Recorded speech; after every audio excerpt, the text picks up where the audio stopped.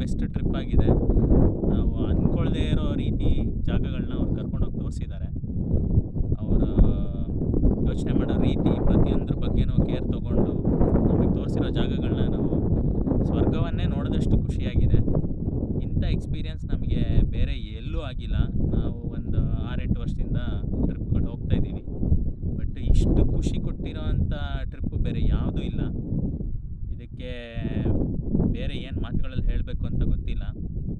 ಇವರ ಎಕ್ಸ್ಪೀರಿಯನ್ಸ್ ಅಂತ ಹೇಳಕ್ಕೆ ಬಂದರೆ, ಅವರು ಆಫ್ ರೋಡಿಂಗ್ ನಮ್ಮನ್ನ ಫಸ್ಟ್ ದಿನ ಕರ್ಕೊಂಡೋಗಿದ್ದೇ ನಮಗೆ ತುಂಬ ಖುಷಿ ಕೊಡ್ತು. ಇವತ್ತಿಗೂ ನಮ್ಮ ಮನಸ್ಸಲ್ಲಿ ಉಳ್ಕೊಂಡಿರೋದು ಆ ಫಸ್ಟ್ ದಿನ ಹೋದಂಥ ಟ್ರಿಪ್ಪು.